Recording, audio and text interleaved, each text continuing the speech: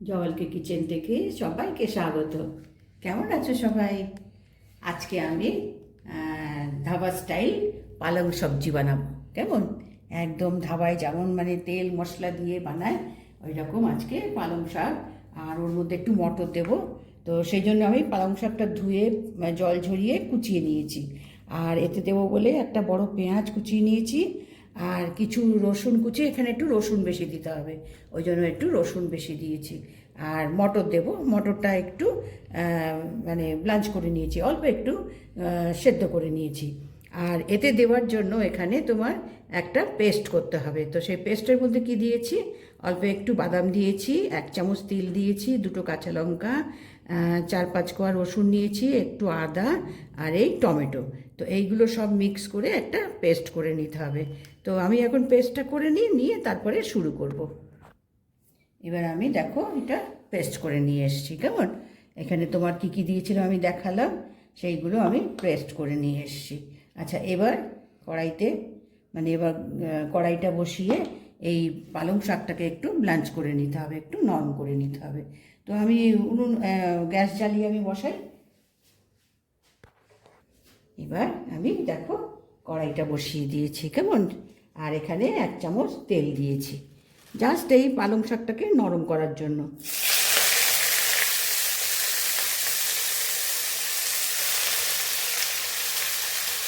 খালি হয়ে যাবে, জাস্ট একটু নুনটা এটা তোমার দিয়ে নরম করবে, এবং যাতে টেস্টলেস না হয় সেই জন্য একটু নুন দিয়ে এটাকে নরম করে নেওয়া। এটাকে আমি একটু নরম করে নিই। এবার জলটা পুরো জলটা ছাড়িয়ে শুকিয়ে নিয়েছি। এবার এটা সাইডে রেখে অন্য কড়াই বসাবো। এবার আমি কড়াইতে তেল দিয়ে, তেলটা গরম হয়েছে। কেমন, এবার জিরেটা দিলাম। জিরেটা একটু ফুটে গেলে এবার এখানে হিং দেব। হিংটা দিয়ে এর মধ্যে এই রসুন কুচিটা দেব। এখানে একটু রসুন কুচি বেশি দিতে হবে।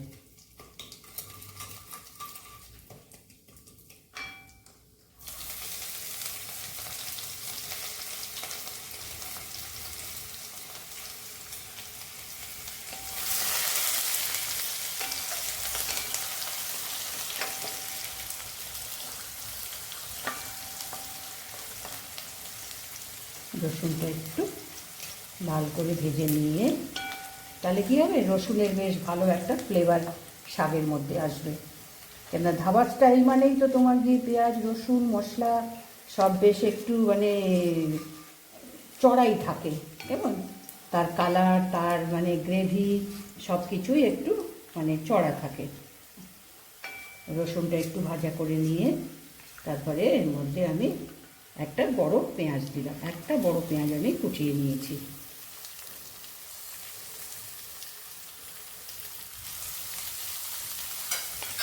এবার এই পেঁয়াজটাকে একটু লাল লাল করে ভেজে নিতে হবে। এবার পেঁয়াজটা লাল লাল করে ভেজে নিয়েছি।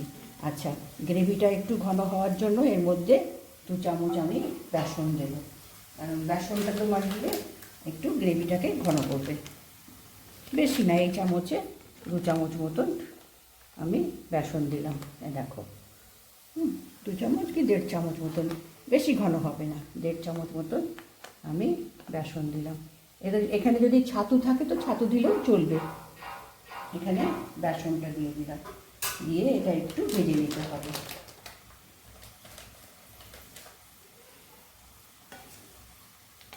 এতে বেসনের কাঁচা গন্ধটা না থাকে। কেমন, বেসনটাকে ভেজে নিয়েছি, নিয়ে এই যে সেই পেস্টটা করেছিলাম, কেমন একটা টমেটো, কিছুটা বাদাম, তিল, রসুন, আদা, 2টো কাঁচা লঙ্কা, এইগুলো সব সিল করে নিয়ে পেস্ট করে নিয়ে এসেছিলাম। এই পেস্টটা আমি এখন এর মধ্যে দিচ্ছি। এটাও একটু ভেজে নিতে হবে। এরও টমেটো আছে, তারপরে তিল আছে, এগুলো সমস্ত কাঁচা গন্ধটা একটু মেরে নিতে হবে। তো এটা আমি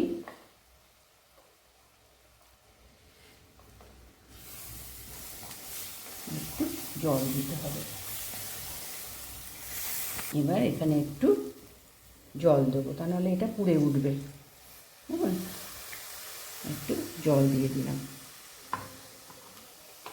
এবার এটাকে ধীরে ধীরে একটু ভেজে নিতে হবে। দেখো পেস্টটা এবার ভাজা হয়েছে, দেখো তেল ছাড়তে শুরু করেছে। এবার এর মধ্যে এই মশলাগুলো দেবো। এখানে তোমার দিয়ে কমিয়ে দিই, এখানে তোমার নুন দিয়েছি, লঙ্কা গুঁড়ো, এটা জিরে গুঁড়ো, এটা ধনে গুঁড়ো, এটা হলুদ। কেমন,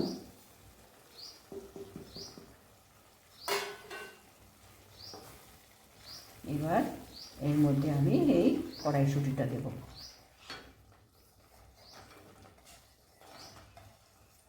এটা একটু আমি ব্লাঞ্চ করে নিয়েছি। কেমন, এখন তো মার্কেটে ফ্রেশ কড়াইশুঁটি, সুতরাং এখন তো তোমার গিয়ে ফ্রোজেনের দরকারই নেই, বাজার থেকে সব ভালো কড়াইশুঁটি আসছে। এবার এই মশলার সঙ্গে কড়াইশুঁটিটা দিয়েছি, এবার একটু বাড়িয়ে মশলাটাকে একটু ভালো করে ভেজে নেব। এবার মশলাটাকে একটু ভেজে নিয়েছি। এবার এই মেন পালং শাক, পালং শাকের সবজি, মেন পালং শাকটা। পালং শাকটা আগে আমি দেখিয়েছি। পালং শাকটাকে আমি একটু সামান্য নুন দিয়ে আমি একটু নরম করে নিয়েছি। এবার এই পালং শাকটার মধ্যে এবার জল দেবো, 1 কাপ মতো জল দেবো।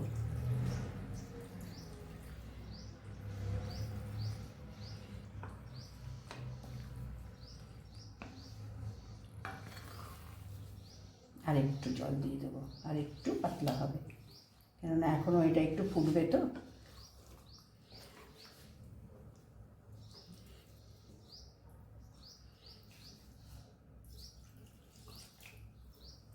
দেড় কাপ মতন জল দিয়ে দিলাম। এবং খেতে তো ভালো হবেই, নিশ্চয়ই হবে খেতে। আচ্ছা, এবার এটা একটু ফুটে গেলে তারপরে এর মধ্যে আমি এই কসুরি মেথিটা দেবো।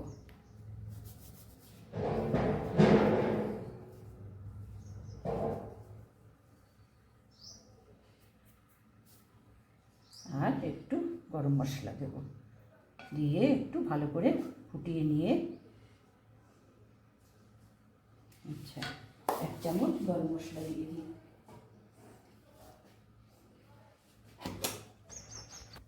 এবার এটা ফুটে গেছে। কেমন,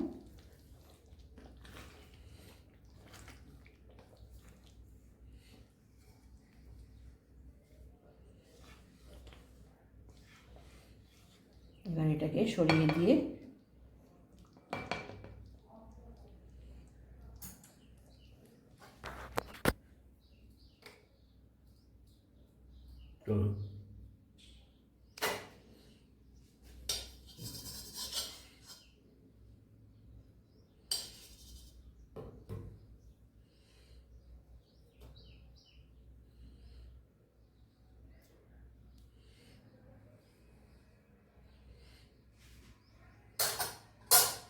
আর এখানে একটু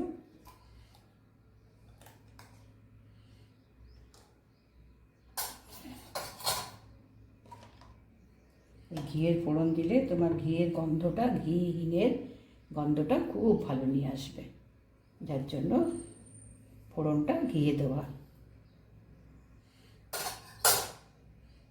এবার এবার হিংটা দিলাম।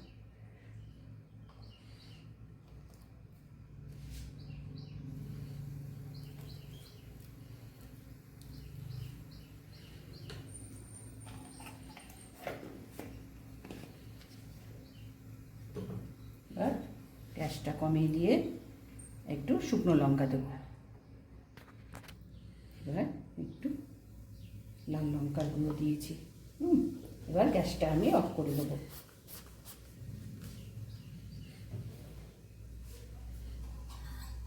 দিয়ে এই ফোড়নটা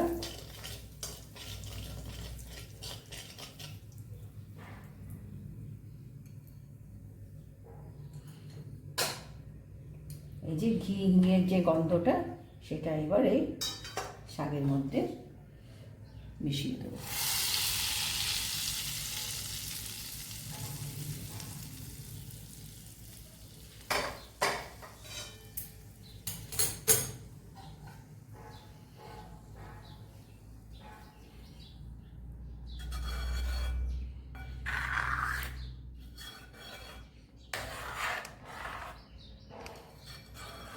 এই হচ্ছে ধাবা স্টাইলের পালং শাক সবজি।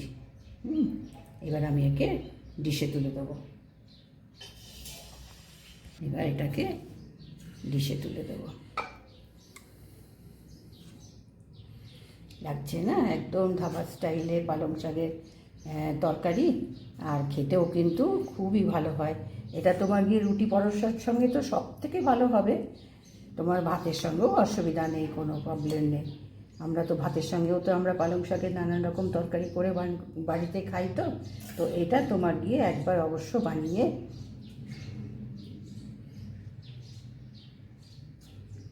একটু সময় লাগে, কেননা পরপর পরপর করতে হয়, তো যার জন্য একটু সময় দিতে হবে। এবার আমি ডিশে তুলে দিয়েছি। কেমন একটু সময় করে করতে হবে, পরপর পরপর তোমার এগুলো প্রথমে তো কেটে গুছিয়ে নিতে হবে। তারপরে তোমার গিয়ে দেখলেই তো আমি কিভাবে করলাম, শাকটাকে একটু নুন দিয়ে তোমার গিয়ে ভাপিয়ে নিতে হবে, মানে নরম করে নিতে হবে। তারপরে যেমন যেমন পেঁয়াজ ভাজলাম, তারপরে গ্রেভিটা মানে পেস্টটা বানিয়ে নিলাম। এই পেস্টটা এইগুলো বানিয়ে রাখলে পরে অতটা সময় লাগবে না, কিন্তু একটু সময় নিয়ে করলে সত্যিই খুব ভালো লাগে পালং শাকের এই ধাবা স্টাইলের এই খাবারটা। কেননা ধাবা স্টাইল মানেই তো তোমার গিয়ে মশলা, তারপরে ঘি সব কিছু দিয়েই তো ওরা বানায়, যার জন্যই তো এত টেস্টি, এত ভালো হয়। তো আমি দেখালাম।